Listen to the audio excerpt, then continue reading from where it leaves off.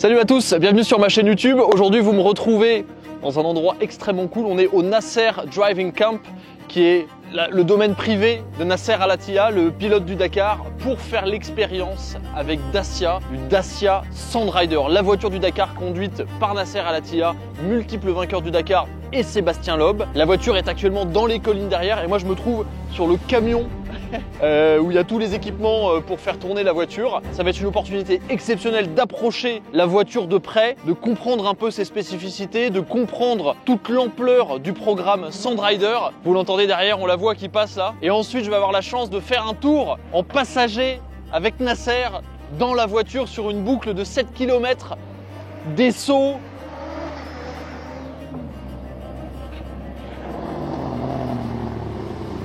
Ouah, j'en ai des palpitations là. Le Dakar, j'ai eu la chance d'y assister en début d'année en Arabie Saoudite et c'est de loin pour moi la discipline sportive la plus impressionnante qui existe. Le terme de gladiateur est beaucoup utilisé pour les pilotes du Dakar, que ce soit des pilotes voiture ou moto. Les mecs qui conduisent pendant 500-600 km dans des zones désertiques sans savoir où ils vont, sans connaître les routes.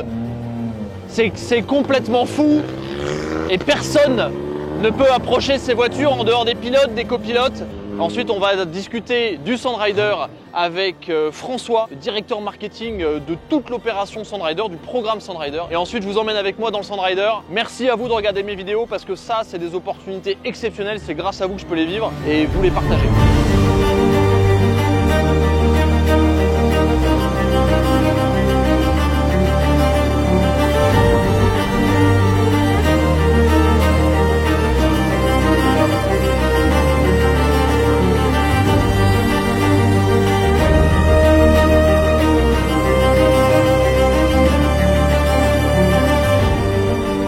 Bon, on a l'opportunité exceptionnelle d'avoir le Sandrider ici pour nous pendant une vingtaine de minutes pour vous la présenter avec François, qui est le directeur marketing du programme Sandrider. C'est ça. Parce qu'avant d'être une voiture, c'est un programme. Oui, tout à fait, tout à fait. C'est vraiment quelque chose qu'on a voulu développer depuis le début. On est parti d'une feuille blanche, hein, clairement. Bien sûr, on s'est entouré d'un tout un certain nombre de bonnes personnes pour pouvoir créer ce projet. On va en parler, ça. Voilà, c'est vraiment le point important. Mais voilà, c'est tout un programme pendant plusieurs années sur lequel on va faire tout le championnat du monde, dans lequel, alors notre but ultime, hein, vraiment, c'est de gagner le Dakar, puisque c'est l'Everest du rallye raid. Mais voilà, ça passe par tout un certain nombre de développements, un certain nombre d'autres rallyes. Donc, c'est un projet qui a débuté en 2023 avec un an de développement d'abord. Tout à fait, ouais, tout à fait. On a annoncé notre programme en juillet 2023. On a fait le reveal de la voiture en janvier 2024 et en octobre 2024, on faisait notre premier rallye qu'on a d'ailleurs gagné. C'est très rapide quand même comme développement, mais vous partiez pas d'une base zéro. Alors, en fait, on peut dire c'est une toute nouvelle voiture, mais clairement, on part pas d'une base zéro, c'est-à-dire qu'on s'est entouré. Donc, on a tous les techniciens, tous les ingénieurs et tout le design de Dacia. Mais après, on s'est entouré d'un certain nombre de personnes. On fait appel aux ressources internes de notre groupe qui travaillent chez Alpine, par exemple, parce qu'on sait qu'ils savent travailler sur les moteurs, les suspensions, les châssis. Donc ça, c'est très bien. On travaille aussi avec notre prestataire technique qui s'appelle ProDrive. ProDrive est une maison très connue dans le rallye raid. Et l'idée, c'est qu'avec tout ça, on essaye de faire une voiture la plus compétitive possible, le plus rapidement possible. Le but, ce n'était pas de dépenser, je ne sais pas, 5 ans de développement pour essayer de faire une voiture. Là, on a une voiture, on la révèle en janvier 2024. En octobre 2024, on gagne notre première course, ce qui est quand même assez rare. Ce qui est assez rare dans le monde de la compétition.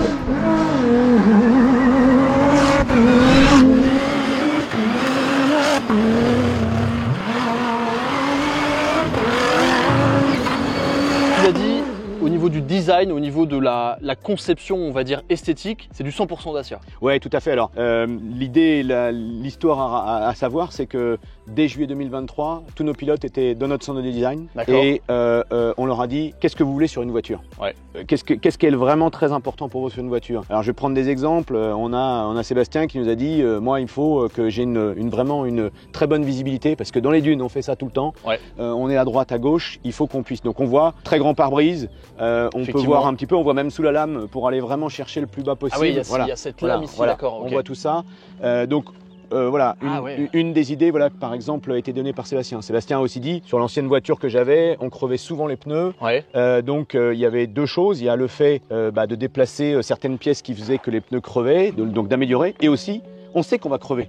Donc il faut qu'on accède à la roue de secours très facilement. Donc pas de pièces à retirer, clac, clac, je descends, on change, on repart, hop, c'est reparti. On sait qu'on va crever, c'est du rallye raid. Donc il faut être rapide pour le changement. Ce qui est intéressant, c'est plutôt que de partir, on va dire, d'un point de vue d'ingénieur pour arriver vers quelque chose que les pilotes vont utiliser. Vous êtes parti de l'expérience des pilotes, qui sont en plus pas n'importe qui, pour construire la voiture autour de leur expérience et de leurs besoins. C'est exactement ça, donc leurs besoins, et ensuite après on prend un certain nombre de très bonnes idées techniques, c'est-à-dire placer le moteur au bon endroit pour que le centre de gravité soit vraiment très bien placé sur la voiture, et faire que comme c'est une toute nouvelle voiture, toute nouvelle conception, on peut partir autour du moteur, construire autour du moteur, et ensuite faire vraiment le balancement qui est bon pour la voiture. Donc c'est vraiment ça, donc c'est vraiment deux axes mais qui se sont réunis. Et ensuite on a aussi travaillé le design bien sûr, final. Donc vous êtes parti du moteur, du châssis, pour ensuite étendre le design autour avec justement les contraintes que vous ont donné les ingénieurs évidemment, mais aussi les pilotes comme tu le disais. C'est ça. Et à la fin, en fait, on s'est retrouvé avec certaines lignes de design. Et alors, je ne sais pas si vous vous rappelez, mais il y a quelques années maintenant, on a sorti un concept car qui s'appelait Manifesto, qui était en fait l'explication de ce qu'est Dacia dans la simplicité, l'outdoor, etc. Et en fait, on a repris après ce design de ce Manifesto pour en faire une voiture de course. Et voilà, donc la boucle est bouclée, mais on a réussi à faire une voiture très performante, quoi. Et puis ça permet aussi de garder le lien évidemment avec la marque Dacia, un lien direct avec les voitures de route, ce qui est quand même, quand même intéressant. Et ça va même me permettre de faire une autre transition. On a parlé du design, de la conception qui est Dacia. On a parlé, effectivement, on va parler de la partie motorisation et une partie du châssis qui est fait en collaboration avec Alpine. Tout à fait. Donc là-dessus, on est sur un V6 qui développe 350 chevaux à peu près, 539 Nm de couple, une zone rouge à 5000 tours minute, donc assez basse. C'est intéressant parce que forcément, on a besoin de couple dans ces voitures-là. Un peu de puissance dans les parties un peu plus rapides, mais surtout de couple. Un moteur qui fait un son absolument extraordinaire. Alpine pour on va dire la conception, et ensuite toujours dans ce tissu de partenaires, vous avez BF Goodrich pour les pneus, tout à fait. Vous avez Sabelt pour les sièges, la partie sécuritaire, tout à fait. Et bien sûr, ça c'est quand même aussi très important, vous avez Aramco pour le développement d'un fuel synthétique pour la voiture. Tout à fait. Alors aujourd'hui on est ce qu'on appelle du carburant durable, donc en fait vraiment on va aller chercher le fait d'essayer de capter un certain nombre de choses de ce qui est déjà émis pour en faire un carburant. Donc là on est sur de la biomasse actuellement, donc par exemple on a roulé au Dakar avec 80% de biomasse, donc l'idée c'est de refaire du carburant avec des choses qui sont déjà sorties. L'idée c'est vraiment pour Dacia, c'est d'essayer de montrer qu'il y a plein de solutions pour le futur. On sait qu'on parle toujours d'électrique, il y a l'électrique en partie, et on se dit oui mais il y a aussi tout un certain nombre de voitures qui vont continuer à rouler. Donc qu'est-ce qu'on peut faire pour tout ça? On est vraiment sur la mobilité bas carbone mais abordable, toujours. C'est toujours regarder, c'est abordable. Chez Dacia on travaille sur le GPL, sur les petites électriques, sur les hybrides. On travaille aussi sur le carburant durable sur ce programme. C'est une preuve de plus que, comme dans tout autre type de compétition, la compétition et le plus haut niveau de performance sert finalement d'entonnoir pour terminer pour que les technologies terminent dans nos voitures de route. Tout à fait. C'en est encore un nouvel exemple. Tout à fait. Et par exemple sur cette voiture, on est aussi en train de tester quelque chose d'autre qui est, on a mis des pigments anti-infrarouge dans le carbone et dans les peintures. D'accord. L'idée en fait c'est de réduire la température à l'intérieur de l'habitacle. Donc on est sur de la compétition, on est sur un moteur V6 qui est quasiment sur les sièges. Donc clairement ça va émettre beaucoup de chaleur. Bien sûr. Donc ce qu'on va gagner c'est faible, parce que là c'est ce qu'on va gagner vis-à-vis de l'extérieur. C'est faible, mais on essaie de travailler cette technique parce que peut-être que demain on pourrait la mettre dans des peintures, dans des voitures de tous les jours, et ça veut dire que je vais réduire mon niveau d'utilisation de ma climatisation, donc ma consommation. Donc pour des voitures électriques ça peut avoir du sens. Voilà, il y a plein de choses. Donc on essaye. C'est un laboratoire. C'est un laboratoire à ciel ouvert. Tout à fait. Et le Dakar c'est quand même un grand laboratoire. Ah bah oui, c'est un beau laboratoire. Oui, le rallye raid en général. Ça permet de tester vraiment la robustesse aussi de toutes nos solutions. Tout à fait. L'aérodynamisme a également été beaucoup travaillé. On voit qu'il y a énormément de flux d'air. Tout est ouvert. Tout est vraiment. On sent que tout est fonctionnel. Tout est fait. Pas de superflu. Ah non, il y a vraiment pas de superflu. À titre personnel, si je devais te demander, toi, ton détail préféré sur la voiture, ou un aspect que t'aimes le plus sur la voiture. Ah alors, moi ce que j'aime, c'est vraiment la vision étendue, parce que en fait vraiment c'est c'est le point essentiel. Ils vont passer 5 à 7 heures de spécial et ensuite 3 à 4 heures de liaison par jour. Ouais. Ils doivent voir tout et il faut vraiment qu'on puisse bosser le sujet. Donc je pense que c'est un de mes préférés, ouais, je dirais. Ok. C'est vrai que puis visuellement ça a quand même un look. Ah bah oui, c'est très puissant. Costaud et puis bon, châssis tubulaire, là on peut s'approcher à l'arrière, on voit déjà un petit peu plus. On se rend compte de la force et de la résistance qu'il faut pour. J'ai été au Dakar cette année, je m'en suis rendu compte. Tu vois la taille des pièces, les chocs qu'ils prennent, les arbres, les tranchées, et tout ça, c'est hallucinant.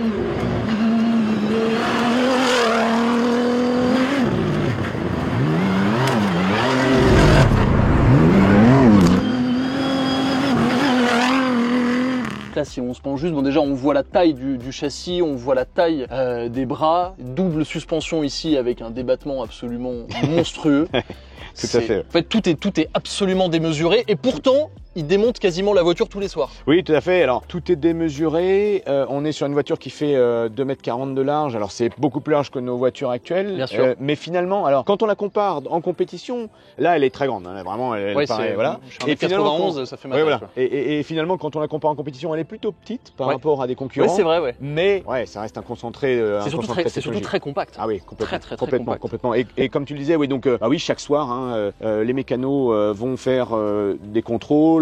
Il peut y avoir des changements préventifs, il peut y avoir un certain nombre de choses. C'est vraiment le Dakar, ça se gagne sur la fiabilité. C'est-à-dire qu'il y a la rapidité de nos pilotes, mais ça se gagne sur la fiabilité. Un Dakar, c'est là maintenant. De plus en plus, c'est resserré.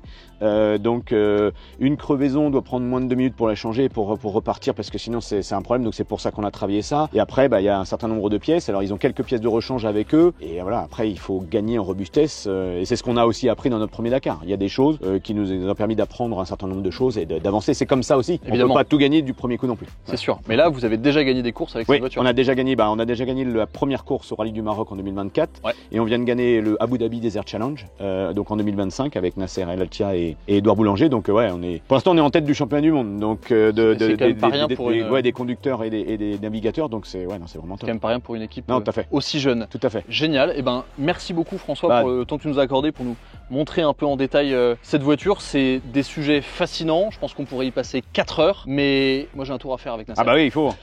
Merci François. Bonne chance et bon courage. Oui, j'ai pas trop mangé. Le buffet était garni, mais j'en ai pas abusé. Merci, à plus tard.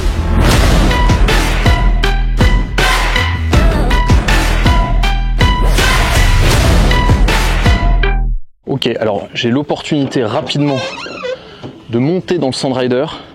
Ça fait très Batmobile ces portes quand même. Alors moi je suis quand même vachement grand, donc je vais tenter de me squeezer là-dedans sans rien abîmer. Ne rien toucher. Voilà. Superbe. Alors effectivement je suis un peu grand parce que la voiture est à la taille évidemment de Nasser. Ah, c'est vrai que pour le coup la visibilité est vraiment très surprenante. La ligne ici de carrosserie est très basse, donc je vois quasiment en dessous de moi. Dans les rétroviseurs, je vois pas grand chose, mais je vois surtout les roues de secours. Petit volant ici avec une sorte de coussin pour éviter que le pilote se tape dans une dune. Alors passage de vitesse, je vais toucher à rien. Passage de vitesse, frein à main. À mon avis, ça c'est la balance de frein avant, arrière. Beaucoup de boutons.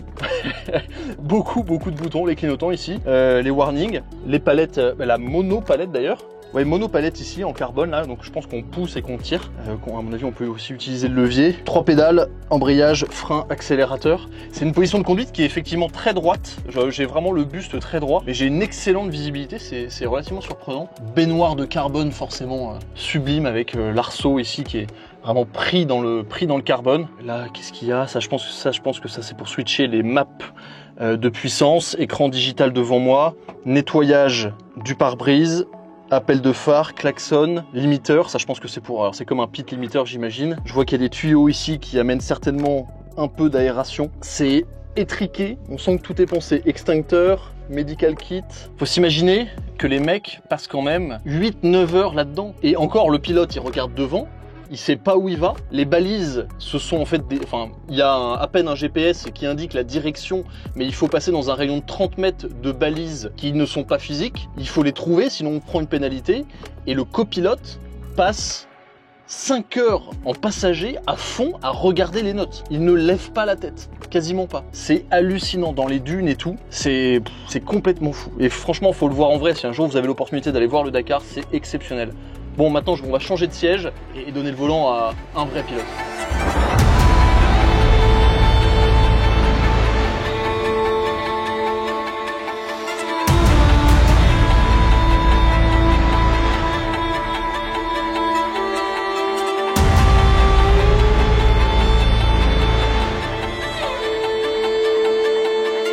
Ok, c'est le grand moment. Dans ma combi 3 fois trop grande pour moi, les équipes sont en train de nettoyer le pare-brise pour s'assurer qu'on ait la meilleure visibilité. Et dans mon top 3 d'expérience, j'ai plusieurs idées dans mon top 3 d'expérience automobile, mais là clairement ça va en faire partie. Allez, c'est parti.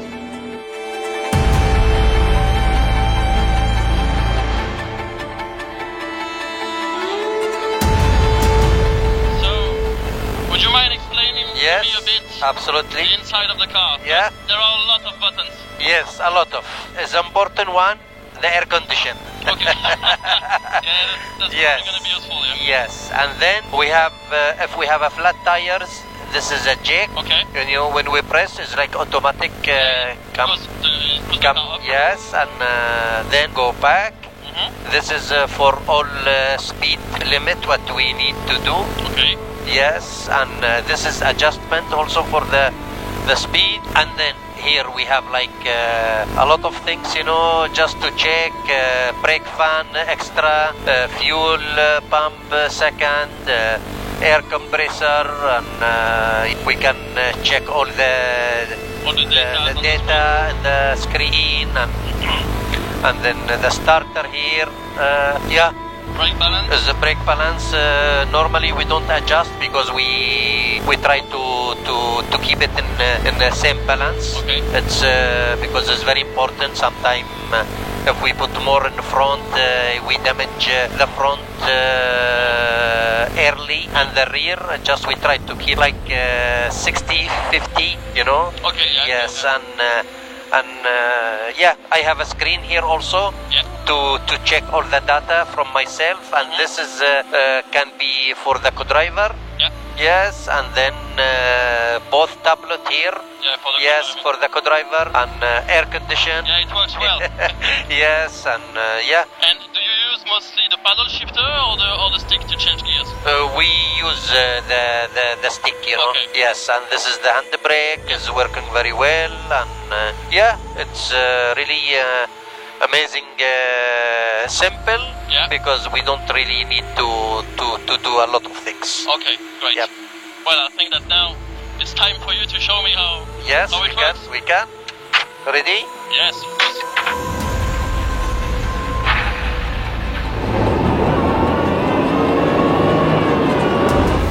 Ready? Yes. Go for it.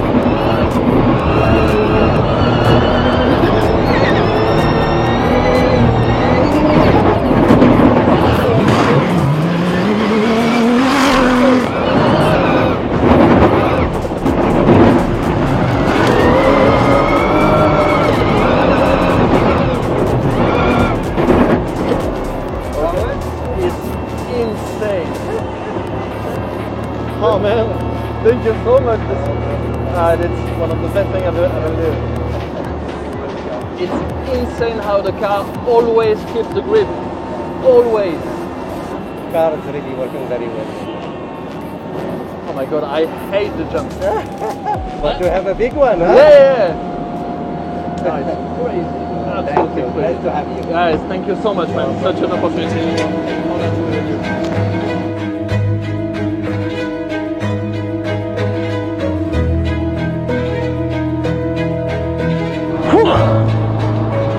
C'est insane. C'est absolument fou. En fait,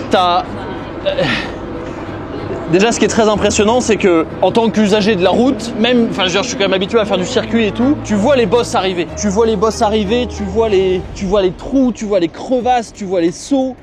Enfin, une voiture normale, à la vitesse à laquelle ça va, au premier virage, elle est en tonneau, quoi. Donc là, déjà, tu vois tout ça arriver. Je me suis rendu compte que j'étais crispé dans la voiture, tu sais, je poussais contre le caltique tout ce que je pouvais. Au bout de quelques virages, tu te rends compte que le débattement des suspensions est tellement important. La gestion, l'équilibre de la voiture est tellement dingue. En fait, il y a toujours du grip. C'est ça qui est hallucinant. Ça me rappelle la voiture de rallye où tu vois des bosses arriver, tu te dis mais là on va se faire satelliser. Et la voiture, en fait, c'est comme si tu t'imaginais une espèce de... tu survoles la route et t'imagines c'est les roues indépendamment qui flottent comme ça de manière complètement indépendante sur les aspérités. Quand tu sens que tu as roulé un truc, quelle comparaison je pourrais faire? Si tu roules sur un caillou, genre mettons tu roules sur un caillou gros comme ça, dans une voiture de route, dans n'importe quoi, tu le sens dans ta voiture. Pour que tu le sentes dans le Sandrider, je pense que c'est comme si tu avais roulé sur un caillou gros comme ça dans une voiture de route, quoi. En fait, ta voiture, elle serait déjà à l'envers. Et là, ça garde tout le temps du grip. Les sauts, ça fait tellement peur. Les grands sauts. Et quand il te dit « Hey, we are gonna jump !» et tu vois la descente et tu vois le saut arriver, j'ai dû lâcher quelques insultes. C'est fou, mais c'est tellement doux. Tu sais, une fois que tu te rends compte que tu peux te détendre et être relax à l'intérieur et juste te laisser porter comme ça, c'est tout doux. C'est comme, je sais pas, c'est fou. En fait, tu te dis physiquement, c'est pas possible. Physiquement, c'est pas possible comme ça passe. Et ensuite, tu te dis que les mecs font ça pendant 5 heures au milieu du désert sans connaître la piste. Et là, ils connaissent la piste par cœur. Quand t'es dans le désert, t'es à fond, les crevasses, les trous, tout, faut les anticiper à vue. Et effectivement, j'ai pu tester, on a une vue dans le Sandrider qui est hallucinante. On voit extrêmement bien, on voit bien la route, on voit tout, on est vraiment assis haut et on a une vue plongeante sur absolument tout autour, ce qui est très agréable. Ouah, c'est lunaire. Ah, et le saut, j'ai pas fait le malin. Le saut, j'ai pas fait le malin, mais c'est incroyable. C'est le plus performant des buggy qui existent, quoi. C'est complètement fou, je vais avoir besoin d'un petit... j'ai eu chaud, je crois, un peu.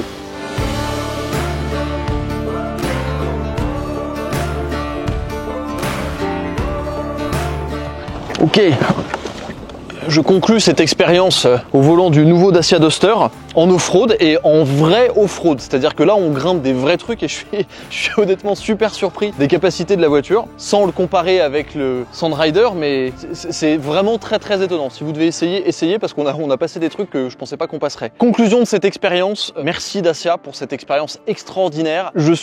À chaque fois que je monte dans des véhicules comme ça qui sont à la pointe de la technologie dans une catégorie, déjà c'est une opportunité de fou, une opportunité exceptionnelle de vous partager du contenu exclusif, mais surtout, moi ce qui me fascine c'est la technologie. Ce qui me fascine, c'est à quel point un objet est capable d'aller aussi vite dans des conditions aussi infernales. Et là, la fluidité avec laquelle la voiture se déplace dans des trous qui font ma taille, les sauts, la façon dont... En fait, on a l'impression que la voiture, elle est par balle. On a l'impression que rien ne peut lui arriver, avec évidemment pas n'importe qui au volant aussi. Mais c'est une expérience, c'est tellement hors du commun, c'est tellement hors de ce que je connais. Et pourtant, je suis quand même habitué à être dans des voitures assez impressionnantes. Mais là, j'avoue que ça me transporte dans un autre monde et ça me fait respecter encore plus les pilotes qui passent 5 heures et les copilotes aussi qui passent 5 heures à fond dans des spéciales beaucoup plus extrêmes que ce qu'on a fait, dans des terrains qu'ils ne connaissent pas, soit à conduire, soit à lire les notes. Mentalement, je ne sais pas comment ils font, même physiquiquement. Et ensuite, il y a les liaisons entre les spéciales. Donc non, franchement, une expérience absolument extraordinaire. Et on termine en profitant ici sur le camp d'entraînement de Nasser, dans les hauteurs, dans les montagnes, c'est génial. Merci d'avoir regardé, merci à Dacia de nous avoir permis de vous partager cette opportunité. Je vous dis à la prochaine sur The Glow Driver. Moi, retour en Duster. Ça rime, merci, c'est gratuit.